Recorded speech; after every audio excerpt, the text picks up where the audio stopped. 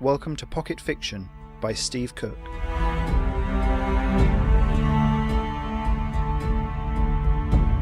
Poisonroot, Chapter 3, Monk's Retreat.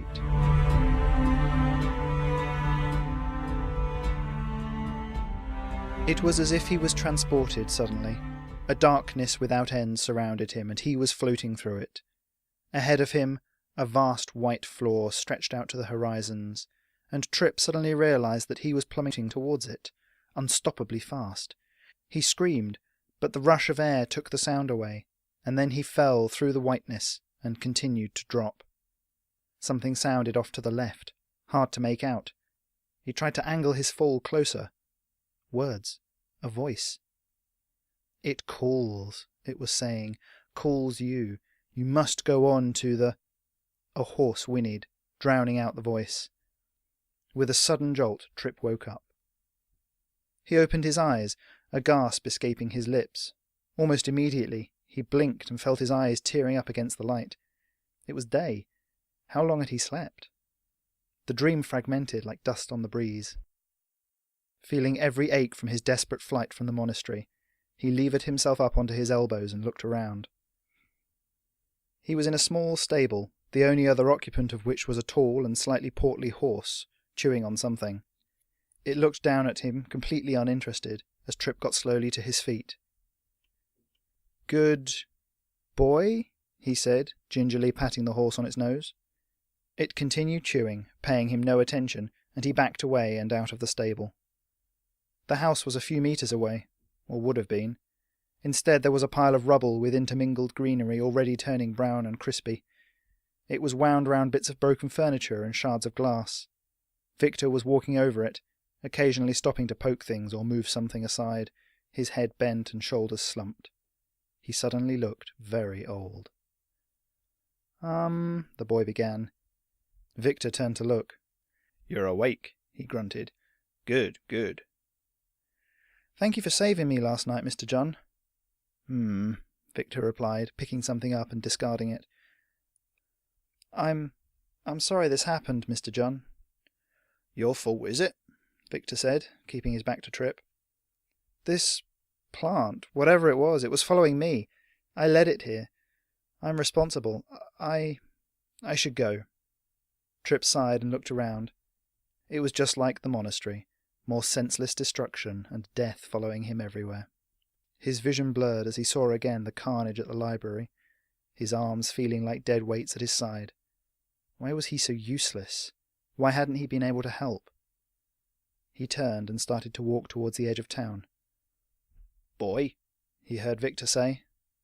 Boots crunched on the rubble behind him, then bony hands held his shoulders fast. "Where are you going?" "Root home," Trip replied. He stared off down the street, back towards the monastery. He heard Victor sigh. "Why'd you come to find me last night?" Trip turned around, tears streaming down his face. "I knew you were here, like I said. Thought you could help." He sniffed and wiped his nose on the sleeve of his habit. "I was going to pay you," he muttered, feeling in his pocket and drawing the medallion out again. Somehow it had survived the mad flight through the cottage. The small inscription, in no language Trip had ever read, sparkled in the morning light. Victor looked down at the ground suddenly. "Ah, there it is," he said, crouching down and picking something up. It was the framed picture of the woman which had sat on Victor's table. The glass in it was broken. Victor carefully removed 2 fragments, and then pulled the picture away from the frame. He stared at it for a moment, unknowable emotions flickering across his face.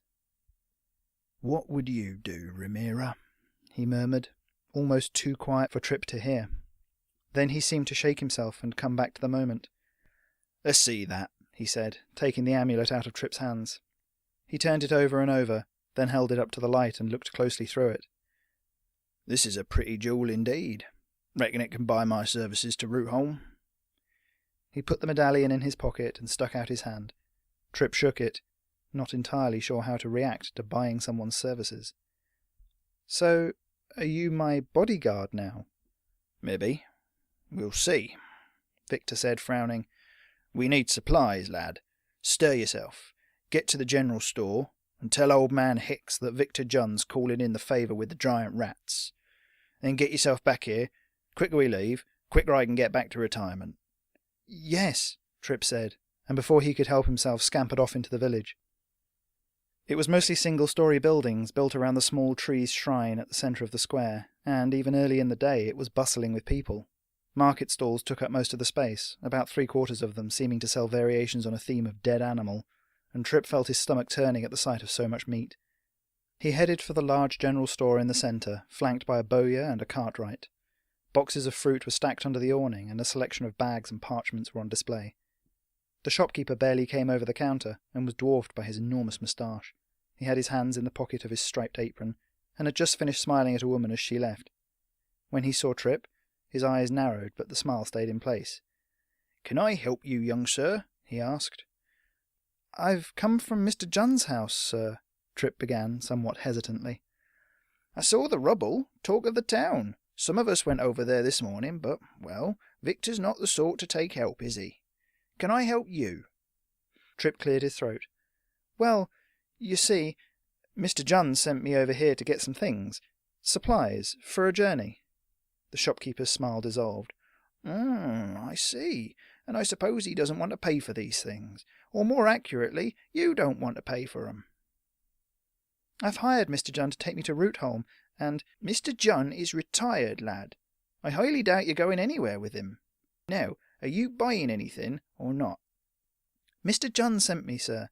He's going on a journey. With me. He needs the things his house was—" "Young man," the shopkeeper said, placing his hands on the counter and looming over Tripp, "you are either going to buy something, or you are going to leave. Which is it?" Tripp closed his eyes and let the words come unbidden from his memory, his voice dropping into the old fighter's rough accent. "Supplies for a journey. Mr. Junn said, 'Tell old man Hicks that Victor Junn's calling in the favour with the giant rats. Then get yourself back here.'" Tripp felt a sneaky kind of satisfaction in seeing the storekeeper's face fall and his shoulders slump. "That does sound like Victor." "I can go and get him if you want. I'm sure he has lots to do. He probably won't be very happy," Tripp said. The fat man sighed. "Rootholm, you said. You'll need at least 4 weeks' trail food, a water skin each."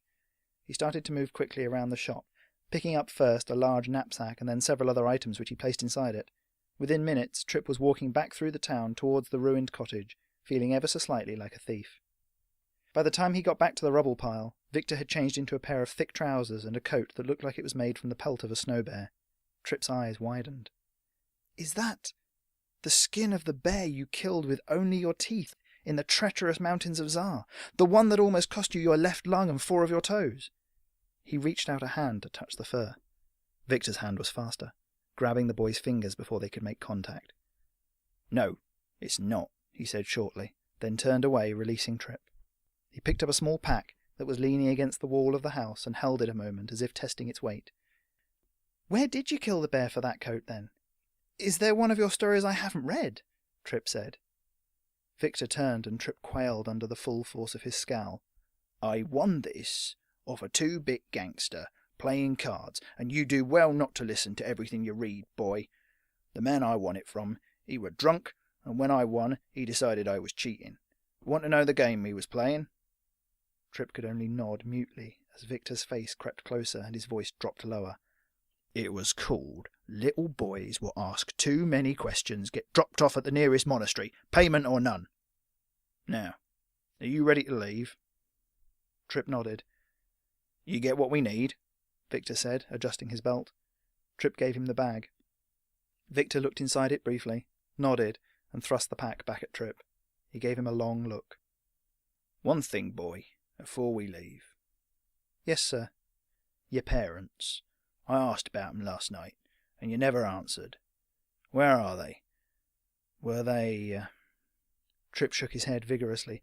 "No, they're researchers, part of the church. I see them once a year, but their duties keep them away." He looked down. "It's just the way we do things in the church. We don't see our parents until we're fully grown, trained, till we have a profession." "Seems wrong. How they know you're alive?" "They wouldn't know normally, but you're right. They might worry. After we get to Rootholm, I'll get a message to them." Victor grunted and without another word turned and walked around to the front of the house, leaving Trip holding the pack. With a deep sigh, he slung it onto his back and followed.